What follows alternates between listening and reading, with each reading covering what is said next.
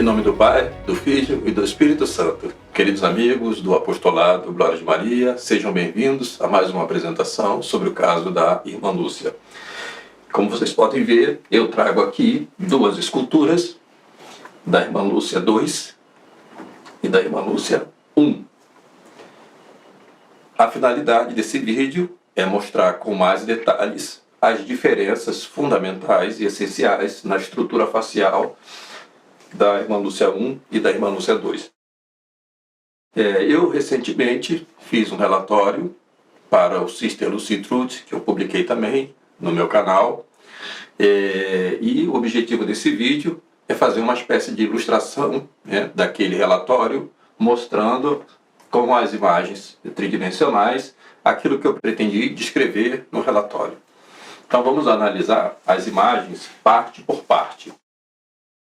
Primeiramente, eu gostaria de frisar o formato de rosto. O formato de rosto da Irmã Lúcia 2, como vocês podem ver, é o chamado braquifacial. Ele se caracteriza por ser mais quadrado. Essa característica da Irmã Lúcia 2, a gente pode ver muito claramente pela mandíbula dela, cuja base, como vocês podem ver aqui na imagem, é bem mais larga do que da Lúcia 1. A Irmã Lúcia 1 é o tipo dolicofacial, ou seja, é um rosto mais comprido e mais fino.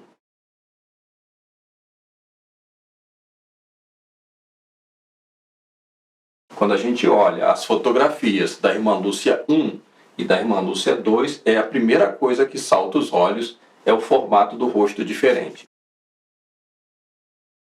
Bom, segundo ponto, vamos analisar a testa. A testa da Irmã Lúcia 2 é uma testa que tem o arco superciliar muito projetado para frente. Na Lúcia 1, nós não vemos essa característica. O arco superciliar dela é mais feminino do que o da Lúcia 2. E isso vai influenciar no enrugamento da testa. Vocês podem ver as fotografias da Irmã Lúcia 2. O enrugamento da testa se dá a partir da parte de cima do arco superciliar. É a partir daqui que nós vamos ter uma sequência maior de enrugamento da testa. Da Lúcia 1, nós vamos ver, devido à testa ser mais arredondada e mais lisa até o início do nariz, nós vamos ver o enrugamento da testa dela começando já a partir daqui. E como eu já mostrei numa outra aula, com os desenhos que eu fiz, o enrugamento da testa da Lúcia 1 vai fazer basicamente este desenho. Esse enrugamento da testa também é muito importante, porque isso é uma coisa absolutamente pessoal, é como uma impressão digital. Então, isso aqui numa investigação forense é muito importante. E é por isso que o trabalho de um artista forense, ele serve de evidência muito mais até do que mesmo aquilo que se toma por testemunho ocular. Antigamente, um testemunho ocular tinha muita importância num júri, num tribunal, diante de um júri. Mas hoje a gente sabe que, devido a uma série de circunstâncias, as pessoas podem se enganar com o que veem e podem também, por várias razões, E a partir daqui é que você vai ter o enrugamento seguindo a posição e o formato do osso. Na Lúcia 2, nós não vamos ver essa característica, porque a parte mais alta da testa dela é justamente o arco superciliar.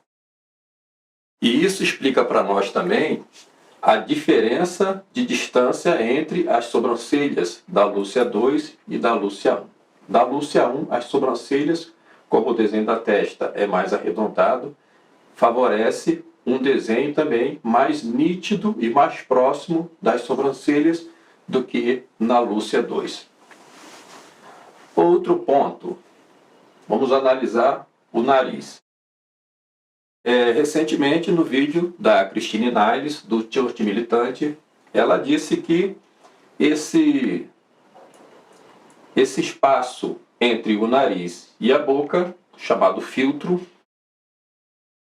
era o mesmo espaço da Lúcia 2 e a Lúcia 1, e o que fazia parecer menor seria a expressão facial.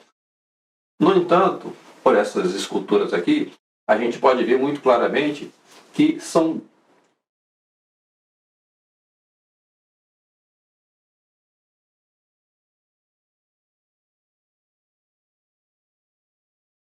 espaços realmente diferentes.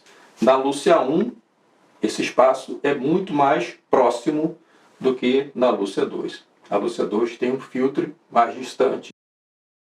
E se vocês observarem, o nariz da Lúcia 1 é mais arrebitado. É um nariz mais arrebitado, e é por isso que as narinas aparecem mais e a aba do nariz, elas são mais visíveis do que o meio do nariz. Na Lúcia 2, nós vamos ver que nós temos aqui praticamente uma linha horizontal que iguala a parte de baixo da aba do nariz com a parte frontal do nariz. Esse nariz arrebitado da irmã Lúcia era uma característica dela, e a gente pode ver no perfil como isso é bem evidente, conforme a gente pode ver também no desenho aqui.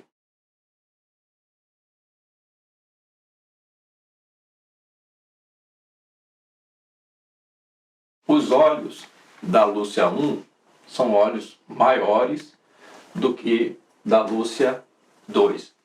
A Lúcia 2 sempre aparecia com esse óculos, um óculos fundo de garrafa, com lente de aumento, e dava a impressão de que ela tinha olhos maiores. Mas a Lúcia 2 sem óculos, a gente vê muito claramente que os olhos dela não eram grandes.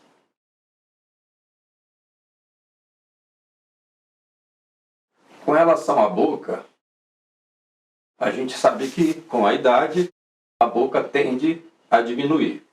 E a Lúcia 1 fez uma remoção dos seus dentes, né, e retirou os dentes superiores e colocou uma prótese dentária. Certamente isso teria provocado alguma alteração, porque, como vocês podem ver aqui, a Lúcia 1 ela tinha dificuldade de fechar a boca, porque seus dentes eram muito projetados para frente, né, fazendo uma espécie de ponta.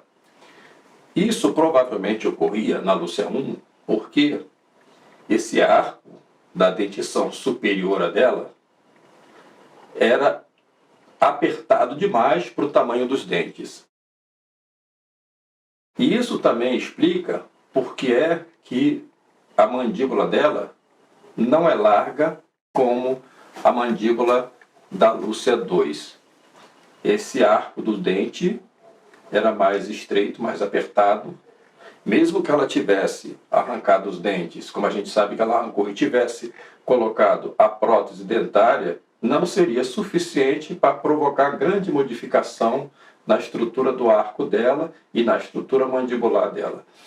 Outro detalhe interessante na Lúcia 1 é que a gente pode ver o queixo dela se resume basicamente a essa protuberância arredondada, e a gente pode ver que o limite dessa protuberância é menor que a boca.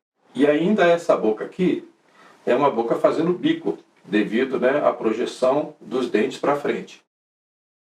Então a gente vê que essa proeminência do queixo dela ainda é menor do que o rasgo da boca. Na Lúcia 2, a gente vê um queixo quadrado que chega mesmo a ultrapassar o tamanho da boca. Quando a gente olha a Lúcia 2, claramente, essa projeção da mandíbula para frente. Na Lúcia 1, a gente vê uma retração da mandíbula.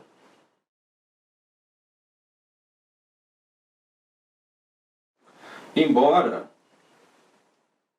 se considere que a Lúcia 1 possa ter adquirido mais peso quando entrou no Carmelo de Coimbra, não seria suficiente o aumento de peso para provocar essa mudança estrutural em toda a face dela. Ainda que ela tivesse ganhado peso e com a idade, tivesse sofrido algum tipo de alteração facial em função da idade, essa alteração facial não seria suficiente para provocar as alterações na testa, no queixo, na boca, de um modo geral, no nariz e nos olhos. Fiquem com Deus e até a próxima. Em nome do Pai, do Filho e do Espírito Santo.